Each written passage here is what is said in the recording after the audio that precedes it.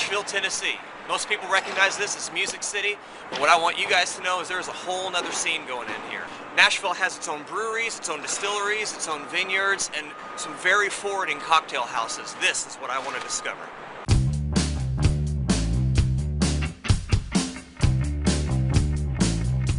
My name is John Yeager. I've always been a lover of food and wine, culture and history, and searching the nooks and crannies of the world to see who's doing what. But my eyes have recently been opened to a whole new world. A world of extreme passion and romance, of smugglers and criminals. A world where the rich and the poor, the politicians and the poets, all could come together. A world that's older than most people think, and a world that was literally center stage at the dawn of this great country. It's the world of the cocktail and the spirits that make them. So whether you're reaching for the perfect Manhattan, a neat scotch, the best Pinot Noir, or the coldest ale, please join me as we cross the country to explore America's breweries, vineyards, distilleries, and cocktail houses here on PourTASTE.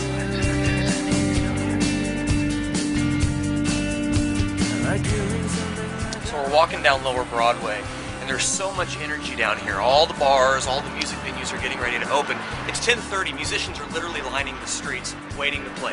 And I love that energy. What I love more is the fact that everybody is like waiting to drink. Now what I don't like is I'm not real hip on the drunken sluggard attitude. What I do love is the human connection that comes with the social lubricant of alcohol. Ooh, you'll never ever feel so blue. Doing something like I've done to you.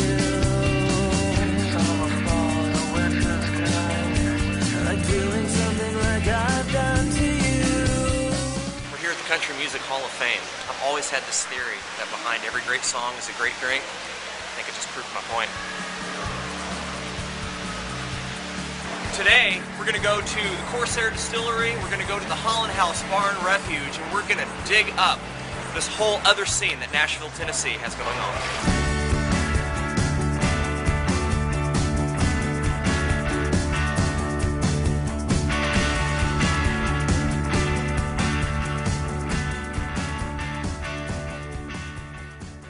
Seeing a whole lot of rye.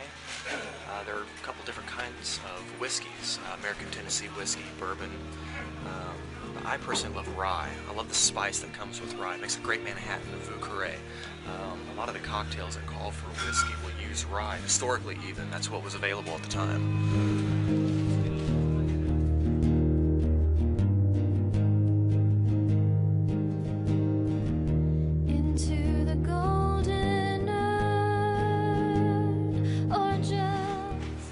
Bar needs Pimm's. Most people have heard of a Pimm's cup. It's a British botanical liqueur, lots of spices, lots of herbs. It's got its own unique flavor, and it's awesome. You can do a lot with Pimm's. This is Dutch brandy. This is Geneva. This is the original style of gin. It's great. It's very malty, very earthy. So when you look at old cocktail books and it calls for Dutch brandy or Geneva style gin, look for Beals. It just came out. It's a wonderful brand. Little Peychaud bitters from New Orleans. It's essential for every home bar. It's kind of a no-brainer. Not to make this sound bland, but this is absolutely the ketchup of the home bar.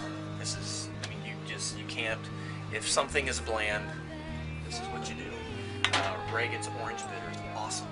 It's orange bitters, just that dried orange zest just makes things spicy.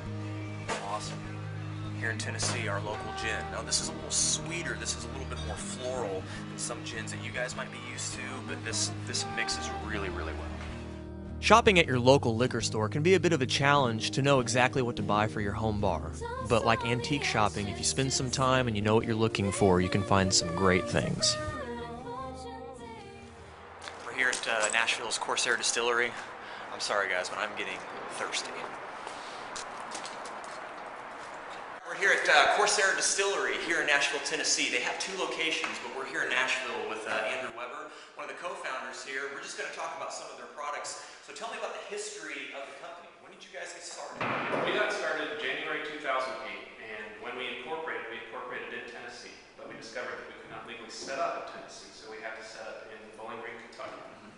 And last year, August 2009, Tennessee passed some laws allowing us back into Davidson County, which is Metro Nashville, and we were able to open up the second distillery. So in Bowling Green, we're going to be continuing to do our unaged spirits, gin, vodka, rum, things like that, and this is our whiskey production facility. Now, what I love to know as a bartender and just an enthusiast about spirits, like what brought on the idea to even do a distillery? What, that passion that's underlying? It's not the standard story. Okay. We didn't have like a history of moonshining in the family or anything like that. Sure. We were actually working on biodiesel, which is very similar in terms of the equipment to setting up a small distillery. Biodiesel uses used vegetable oil and fry grease, and it was a nasty, dirty process. We about had our fill of that when we were prototyping that company. And one day I said to my partner, Derek Bell, I said, Derek, if that barrel was full of whiskey instead of diesel, I'd be a happier man. And he took me seriously. Wow. So we took a look, and the growing emphasis on local food production, higher end foods, classic cocktails coming back to the fore, we just knew that we'd quickly get passionate about the company, and the timing looked right. So we jumped in it, and it's been absolutely great. Andrew led me on an incredible journey, giving me the science behind how whiskey is made. Whiskey is made from distilled beer. A bourbon is made from corn and then barley and rye, and then a malt is made from all barley. The malt is going to be very much like a beverage beer. Here we have cherry smoked malt, and here we have peat smoked malt. So go ahead and try a bit of each. Wow. And you can just eat these raw? Yeah, you can eat these raw. This is barley that has been sprouted, and then it's been peat killed using either peat smoke or cherry smoke. You can really get the smoke off that. That's awesome, man. That's so cool. All whiskey is distilled from essentially a grain-flavored sugar water. For their triple smoke whiskey, they made a grain and water mash using 3 different kinds of barley. The mash is then heated to 150 degrees to allow the enzymes in the barley to turn the starches into sugar.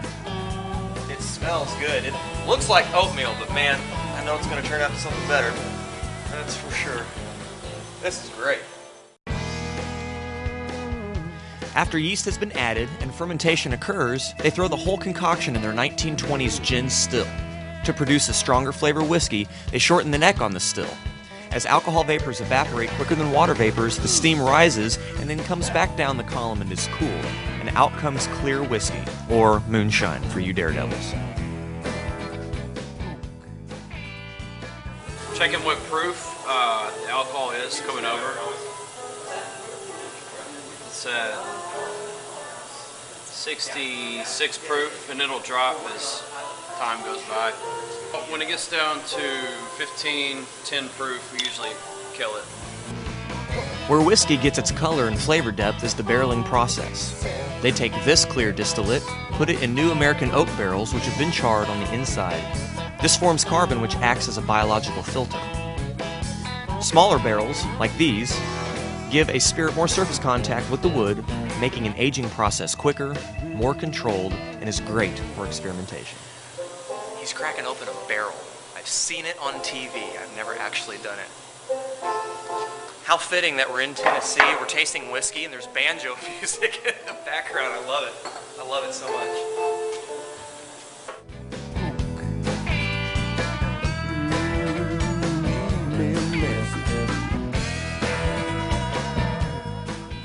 What we have here is a Tennessee bourbon. The thing that makes a Tennessee whiskey is the charcoal mellowing process. A bourbon is defined as a corn whiskey, 51% corn or more, that goes into new charred American oak and does not touch any other wood. Jack Daniels or George Dickel are bourbons until they're to the spirit. So that is a new bourbon at 125 proof. Wow. Wow. It's awesome. You close your eyes, you forget the fact that it's white. This is great.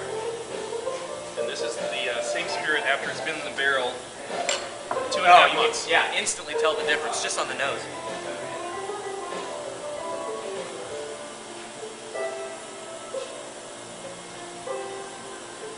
That's extremely smooth. That's extremely smooth. That's very, very good. One more sip. I love it. The little barrels just popping it right from the barrel. Like I said, I've never done that before, so this is great. Real quick, Derek Bell, the other owner. We love what you guys do. I mean, we really appreciate it. Seriously. I really think that craft spirits are about to break through. I think we've had craft spirits are going to happen a lot slower than craft brewing because there's a lot more federal red tape. It's a slower, more brutal process. And there's even times when we explain, well, it's you know what craft beer is? Yes. Well, craft spirits is very similar, and they still don't quite seem to get it. But I think that a lot of momentum has, I think the past couple of years has really changed. People are starting to get it. And I think that, I feel like we're just around the corner from being a tipping point. So, Awesome. We love what you do. Thank you. thank you so much. All right. Take care.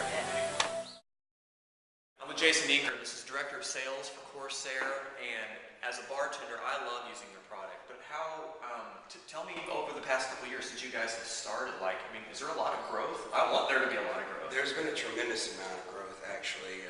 Starting in Bowling Green and trying to move to Nashville was a very tough situation for us. But after that happened, we were more than well received here in the Nashville territory, and all of the restaurants have been more than supportive, as well as all the retail stores. So, and product by product, everybody's excited with each and everything that we come out with. As the new kids on the block, Jason told me of their story, their successes, and also their struggles to spread the word and define themselves as a leading craft spirit distiller. I will always shout from the rooftops, Corsair! Corsair! Well, we appreciate it, and definitely the quality of the product makes it very easy. Oh, it does. You guys are doing a great job. Cheers. Thank you so much.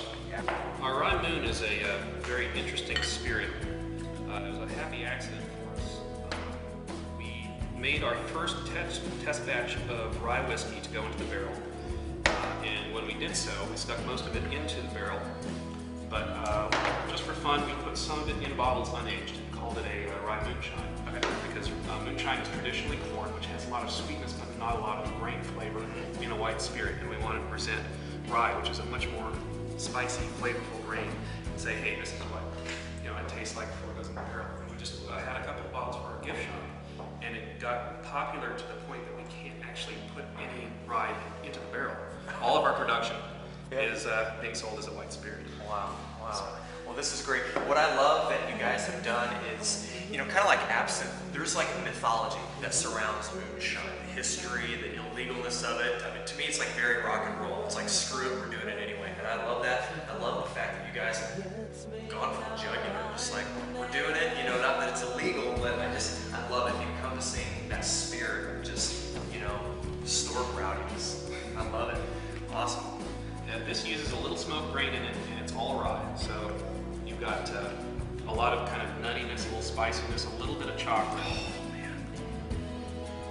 Yeah, I definitely taste the chocolate. I definitely taste that spice. Man, this is so good.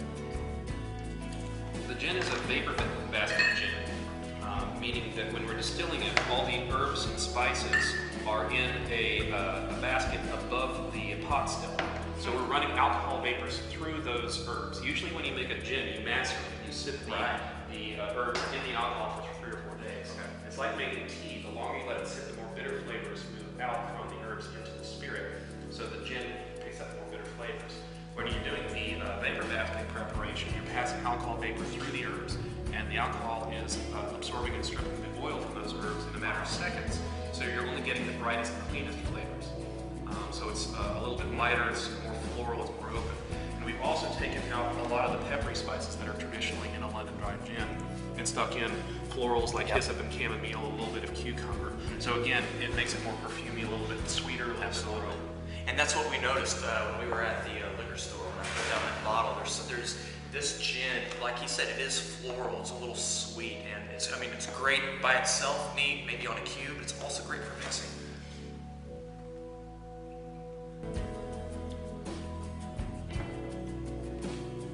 What I noticed about this gin, it's got viscous to it. It's got a thickness. The mouth feels a little bit heavier than, say, like a Tanqueray or some other gin. Explain that to me. It has about 100 times the amount of citrus peel that you would normally find in a gin. So citrus oil coats your tongue. There is as much juniper in here as in a classic London dry, but it doesn't taste like that sort of juniper bomb because you've got other oils that are coating your tongue and basically knocking the juniper out a little bit. So you get a broader flavor, and it does have this kind of unctuous mouthfeel because your mouth is coated with the oils. That's really nice. Something for the home bartender to keep in mind. You know, as you're tasting things, there's a lot that you keep in mind. You want to pay attention to your tongue. You want to pay attention to bitterness and sweetness. But one thing that a lot of people leave out is weight. It's mouthfeel. It's called viscous, and just how the weight on your tongue and how it slides down. This is, like you said, it's a little heavier as far as mouthfeel, but the flavor is awesome. It's very aromatic. It's beautiful, Jen. Thank you very much. Cheers. Logo. It's very recognizable, very Reservoir Dogs. It's very hip. It's cool, man. Where'd it come from? Well, that is kind of it. We saw a photo of 3 guys walking down the street out on the town, having a bit of a good time, dressed up a bit of attitude. And we are a very young company with younger people, and we wanted to send kind of a signal saying, hey, you know, we're a bit different. Yeah. Oh, I love it. It's almost sinister. I mean, there's these 3 guys that are coming out to get you. Are you one of these guys? No? We didn't think about that. We'd have to improve our wardrobe, drop 20 pounds. Awesome. Well, I want you to be this guy because he's like, screw this, I'm drinking. And I love it. I love it to death. It's great. There aren't many cities that can lay claim to being able to truly define America.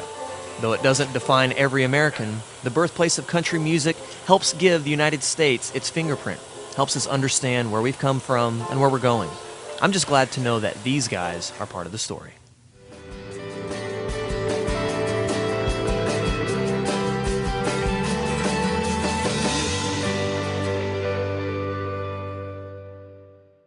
My next visit was the Holland House Bar and Refuge. This full restaurant and cocktail lounge in East Nashville takes its cocktails and house-made cordials and house-made bitters seriously and are getting the attention they deserve. In under a year, owner Terry Rayleigh and staff have been nationally featured in a number of magazines, including Imbibe, which is sort of the Rolling Stone or Sports Illustrated of the cocktail world. Proprietor, owner, concept. Well, you can say this place owns me. Okay. Yeah, we're very happy to be a part of East Nashville. It's a very historic, up-and-coming district of Nashville. Now tell me about your history. How did you come to falling in love with beverage, falling in love with food, and the classic cocktails that you guys are doing? By accident. I think a lot of people tell you that. You know, I don't think that anybody that's a chief mixologist, you know, played with bottles and stuff when they were 3 or 4 years old. You know, and said, yeah, that's what I want to do. Right. Nobody sets out to do that. No, I was in college, and that's the way I put myself through school. So I started digging, and at that point, this was 1996. You couldn't get allocation on any liquor, any distilled spirit that was more or less an endangered species. Wow. We kind of call them. So I started making my own. I started making Ameripicon. I was making elderflower liqueurs. I was making all of my own bitters, and this is in '98. And there weren't a lot of people at that point, even in New York, doing that. So I kind of got a head start, and from there, it became my life's work. The thing about here at the Holland House, they really embrace the hospitality beyond the fact that it's in Nashville, beyond the fact that it's in the South. Terry really forwards the staff here to be cordial, to be courteous, and he's right. That's what makes a great bar, and that's why we're here. Here in Holland House, we use cold draft ice, which is 40% colder than regular ice. It is also twice filtered, so it's clean, it's not chlorinated. So it's not going to dilute your drink, to the point to where it tastes watered down, and it's not going to chlorinate your drink so that it tastes kind of funny by the time you get down to that last sip. As far as infusions, this would be an example. This is our chai, coconut chai vermouth that we make in-house. And it would be a definite percolation method. We basically put the coconut chai tea in the top of our percolator, and we just go ahead and put our vermouth underneath it, just like we're making coffee. Turn it on, coconut chai vermouth happens in 3 minutes. Using Geneva, apricot cordial, lemon juice, coconut chai sweet vermouth, orgeat, and an egg white, I got to step behind the bar with Terry and help him make a house creation called the Sleepy Holland. I had my hand at it, and I thought it turned out pretty good. First time.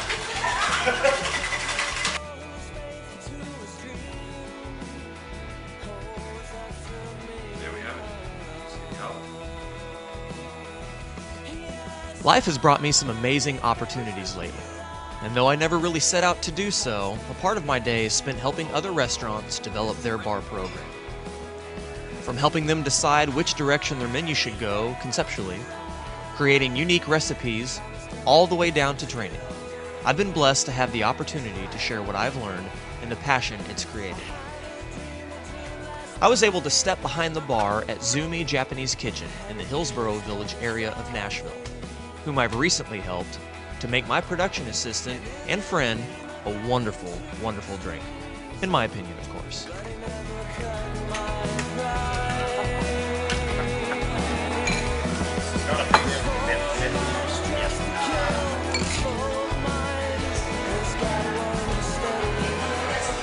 This is one of my creations. This is called Ginger Punch. I've got 2 ounces of the Rittenhouse Rye whiskey. I've got ginger liqueur, fresh squeezed lemon juice, Angostura bitters, orange bitters, and fresh mint. Enjoy. Drink up, Nashville. Very good. Cool. Thank you.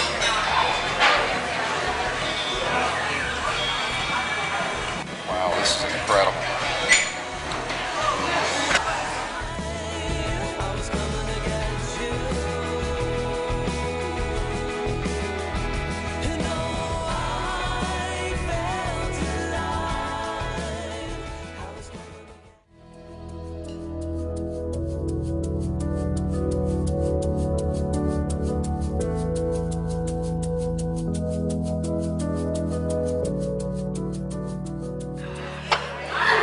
Nashville, Tennessee has been awesome. After visiting the Corsair Distillery and after visiting the Holland House Bar and Refuge, it's been an amazing day. I've met some great people, I've tasted some great things. Finally, I can sit down and relax and have my own drink, full drink, traditional Caparina with cachaça, lime, and sugar.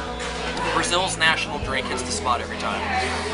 If you guys ever get a chance to come to Nashville, I've given you a few heads up of places to go, and there might be places that you guys find that I don't know about.